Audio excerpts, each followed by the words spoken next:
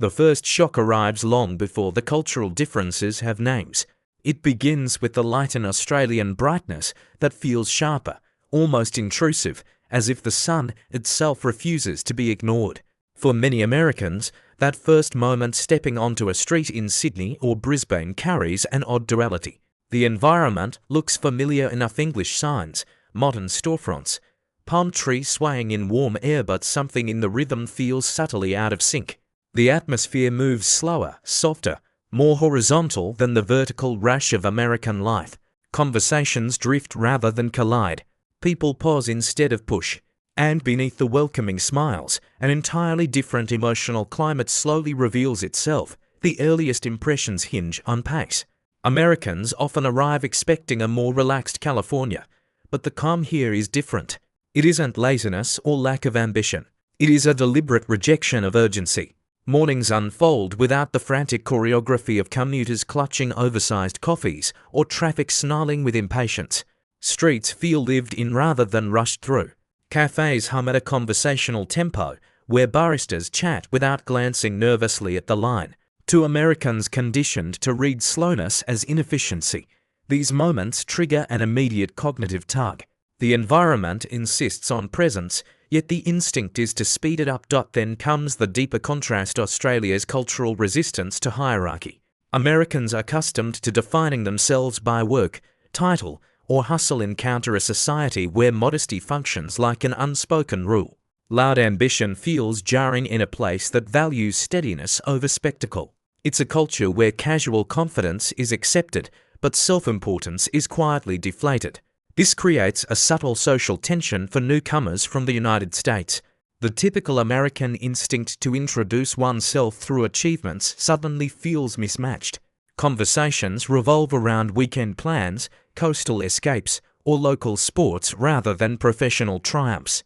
The emotional atmosphere tilts toward equality, as if everyone has agreed to keep life on the same playing field. As days unfold, other contrasts start layering themselves into the experience.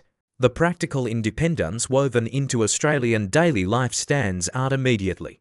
Americans used to convenience and control encounter a landscape that resists being shaped to human preference. The sun feels harsher, the wildlife closer, the terrain less predictable. Nature asserts itself with a quiet authority that recalibrates comfort. Beaches are stunning, but carry their own rules. Neighborhoods are peaceful yet connected to ecosystems that demand respect. Even weather patterns operate as reminders that humans are not the primary force here. In ordinary spaces, Americans notice the subtle codes of Australian social behavior. People greet strangers warmly yet maintain emotional boundaries. Friendliness is plentiful, but intimacy is not assumed. Communities form through repeated interaction rather than immediate inclusion. Shared humor softens the edges, but trust grows slowly, anchored in consistency rather than charm. For many Americans, this creates a quiet bewilderment. The environment feels open, but the path into genuine connection requires patience, something often undervalued in the American social rhythm. And gradually, the first wave of cultural dissonance settles in a realization that life here runs on an entirely different engine. The optimism is real, the openness sincere, yet the expectations of how a person should move through daily life diverge from American instinct. The stillness that Australians embrace so naturally begins to challenge those who come from a country defined by momentum. The shift becomes most visible in the moments that seem insignificant at first. Standing in a grocery aisle, Americans often pause when they realize how differently value is measured. Prices appear higher, portions smaller, and conveniences fewer. Yet the ingredients look fresher, the packaging simpler, and the pace of shopping slower, almost ritualistic. Australians browse rather than hunt. They choose rather than stockpile. The transaction feels less like a race and more like a quiet exchange with the environment itself. For Americans used to choice as abundance, this narrower but higher quality selection introduces an unfamiliar emotional friction, an invitation to calibrate expectations rather than maximize outcomes. Daily interactions add their own layer of cultural nuance. Australians greet with ease but keep conversations grounded. Jokes arrive dry and quick, revealing a national sense of humor that carries both warmth and understatement. Compliments are subtle, apologies sparse, and enthusiasm measured. Instead of the American tendency toward verbal affirmation, Australians rely on consistent showing up, offering help, sharing space. It's a style that places comfort above charisma, and it takes time for newcomers to recognize its depth.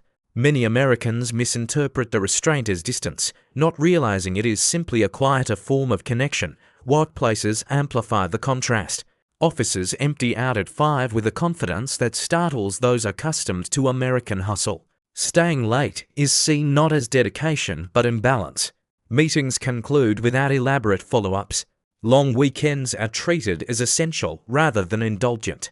The Australian workday ends with finality, allowing evenings to stretch into something Americans often forget exists: a boundary. This shift unsettles many newcomers, not because the routine is difficult, but because it reveals how deeply the American identity is intertwined with productivity. Without constant motion, a vague restlessness surfaces, as if the mind still searches for a race that no longer exists. Even public spaces reflect a calmer social ethic. Beaches become communal living rooms rather than displays of status. Parks feel like extensions of private life, places where people gather without pretense. Strangers share picnic tables, children roam freely, and dogs run off-leash with quiet confidence.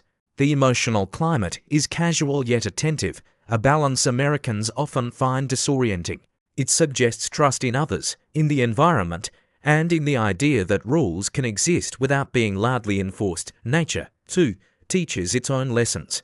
The sun imposes caution. The ocean dictates respect. Bush trails demand alertness. Americans accustomed to safety barriers and controlled environments confront a landscape that expects personal responsibility. Beaches are flagged, not fenced. Trails contain warnings, not guarantees. Wildlife is acknowledged without panic. This coexistence shapes Australian attitudes toward risk: practical, calm, aware. And for Americans, it becomes a subtle cultural shock. Danger doesn't need to be hidden to feel manageable. As weeks turn to months, another pattern emerges.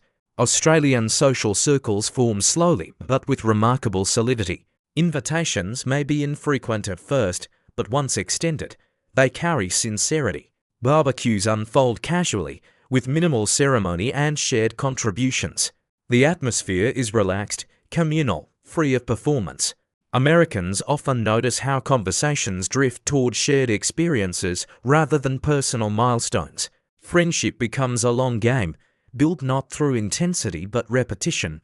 These everyday interactions accumulate into a broader realization. Australia doesn't reward assertiveness in the same way the United States does.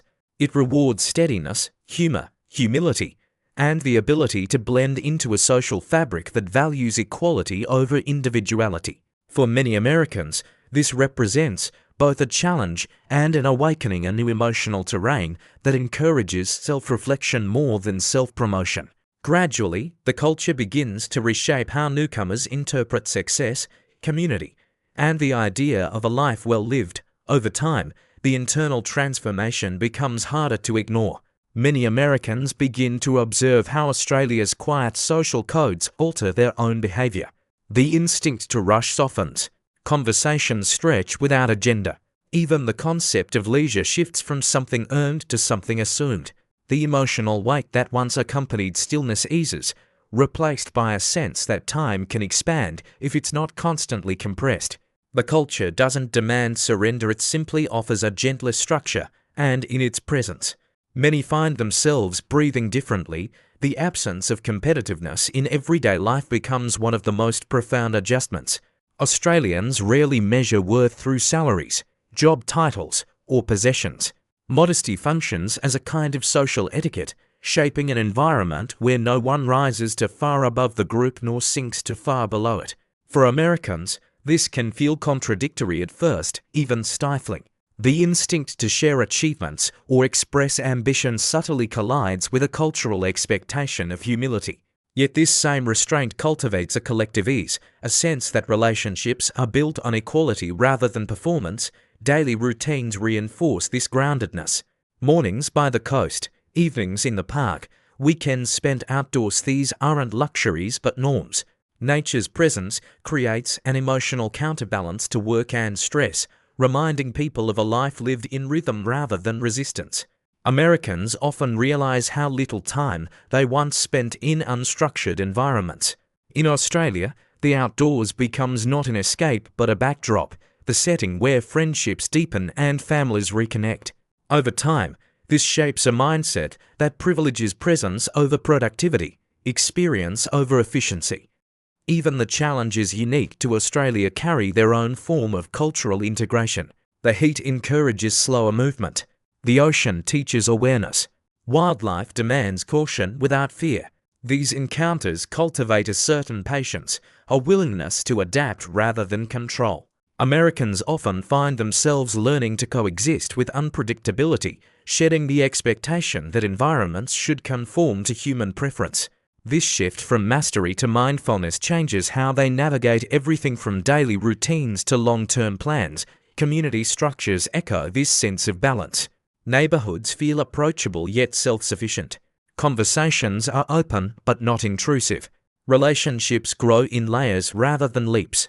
For many Americans, the gradual deepening of social ties reveals a different kind of belonging built on shared time rather than shared intensity. When friendships finally solidify, they tend to be steady, understated, and enduring. They reflect an emotional climate that values dependability above display. Eventually, the cultural contrasts that once caused confusion begin to feel strangely natural. Many Americans find their stress thinning out, replaced by a calmer internal rhythm. Work becomes something that fits into life rather than defines it. Success feels broader, less tied to metrics. And the everyday interactions, brief chats at cafes, quiet moments on the beach, unhurried dinners with friends start to shape a worldview that prizes balance as a form of wisdom. In this shift lies the deeper truth about why some Americans struggle with life in Australia. The challenge is not the distance, the cost of living, or even the climate. It is the invitation to slow down, to relinquish the constant pursuit of achievement, to find comfort in simplicity. Australia reflects back a version of life where peace is not the reward for productivity, but a foundation for it. For those who adapt, the experience becomes transformative, offering a perspective that stays with them long after they leave. For others, the stillness feels too foreign, the balance too unfamiliar, the absence of pressure too unsettling. The adjustment requires unlearning habits that once felt essential. But for those who embrace it, Australia reveals something quietly profound: a life where fulfillment grows in the spaces between urgency, where identity is measured not by acceleration but by presence. And in that realization, many Americans discover a softer understanding of themselves, shaped not by what they prove, but by how they live.